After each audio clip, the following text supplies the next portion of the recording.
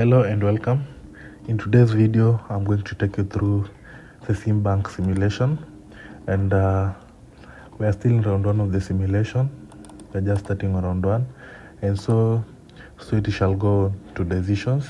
And if you need help in Cesim or any related Cesim simulation, text me on the email on the description or on the WhatsApp number on the description, and I'll sort you out. Thank you. So off we go. We can start first with looking at the market outlook and see what it says. So we have the first part, which is the economy. And under the economy, you can see that after drifting onward without a clear direction, the economy seems to have an upward path. So this means that the economy is growing for all our markets or for all our consumers and also the market at large.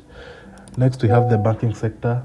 And under the banking sector, you can see that the fresh inflow of good news about the economy has not taken the financial sector by surprise. So this means that the banking sector is also improving, and we have more consumers in the market. Next, we have the policy actions, and under the policy actions, you can see that while the key industry groups have spent considerable time and effort in educating the regulatory officials of the needs that banks have, some of these wishes have fallen on deaf ears. This simply means that even after people being told that they should bank or they should save or they should get credit from the banks, some of them aren't taking that into serious. Okay, so we can start with the first part, which is consumers. Just a reminder that I'm going to take you through the decisions that I've already made in the simulation. So we start with the deposits, and deposit is divided into two parts: deposit itself, and the second part is the credit products. So we have here a graph of deposits and now deposits, and it's in AED. So we have this round and the last round. So in this round, you can see that we have the demand deposits of 19.47 million and 12 month retail of 91 million and 24 month retail of 103 million. And in the last round, you can now see that we have improved a bit, because in the last round we had 12 million as the demand deposits, 60 million as the 12 month retail, and 85 million as the 24 month retail.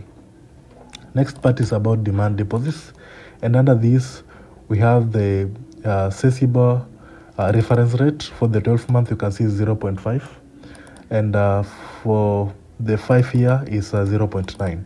So this simply means that if you take a loan, you will have an reference rate of 0.9, which if you take a loan of 5 years. Well, if you take one for 12 months, you will have a rate or a reference rate of 0.50. Next, we go to the interest offer, and under the interest offer retail, I've decided that I'll use 0.50. The last round we also used 0.15, so I've improved it to 0.50. And then we have deposits in K. This means that it's in 1,000. So the retail in the last round was 12,979,000, and this round is 19,469,000. This is just the number of people that are maybe depositing into our bank, because I have made a decision of 50%.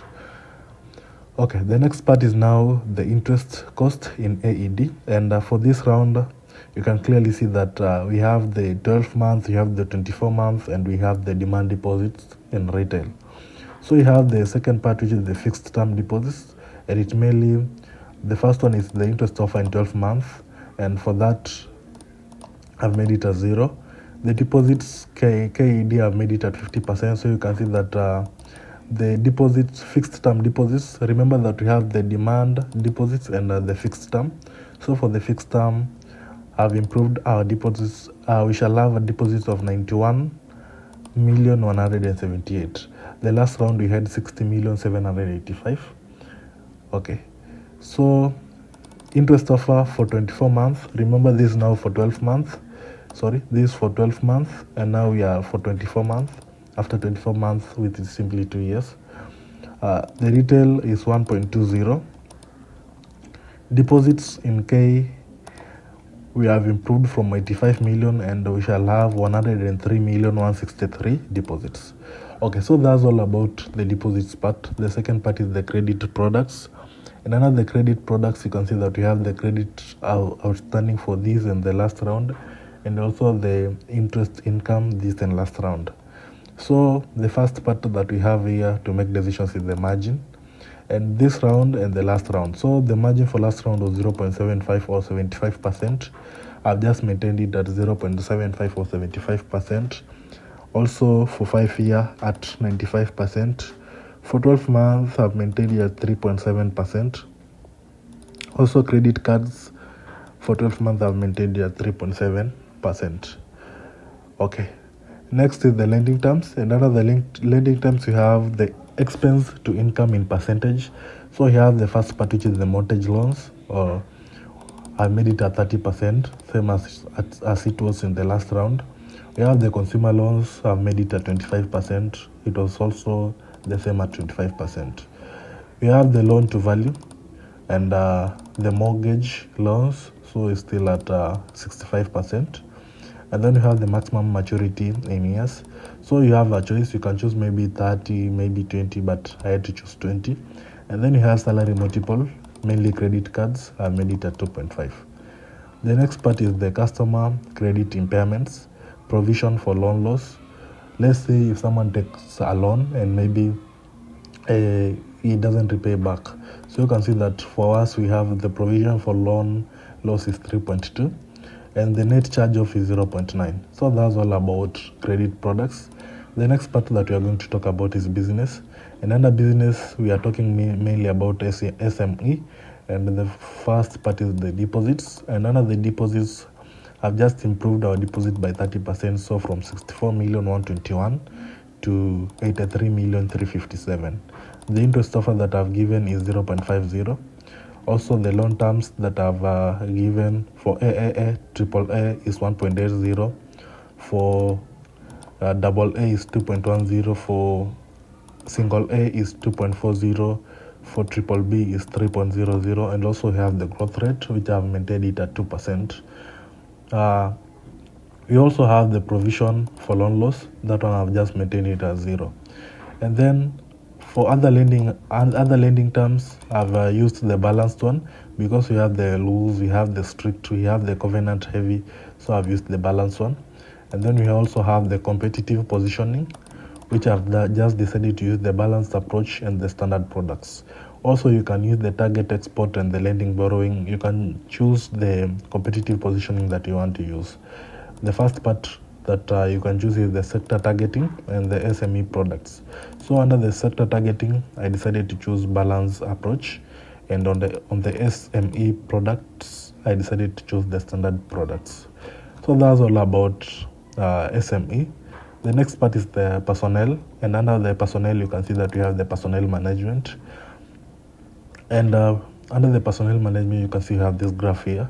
The graph mainly is talking about the personnel. We have the overtime, we have the training, we have the customer service, we have the value adding work, we have the marketing. So it depends. And then the next part that you're going to make decisions is the cost and the satisfaction. So we have the retail. I've made it at 50, same as the last round. SME, I've made it at 20. Back office, made it at 15. And then the turnover in percentage, I've made all of them at 10%. Then we have the personnel policies. And under the personnel policies, you have the compensation. Compensation, the first one is wages. And under the wages, you can choose which one you want to use. So here I used average wages with some benefits of plus 25%. You can use generous wages and benefits plus 50%. So I decided to use average wages with some benefits of positive 25%.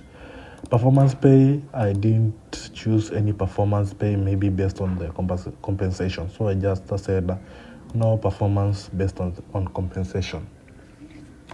Next, we have the training program, priorities, and budget. Here I chose the sales development, products and services. We have the internal processes, and That's it. I didn't to choose the regulatory compliance. And then the training time per new employee in days, I chose 30 days. And then the training time per old employee, it was 15 days. Okay, then we have the management relations and HR development. So here I chose that I should use HR initiatives to realize value. That's all about personnel and the personnel management. So the next part we are going here to learn is about risk and mainly risk management.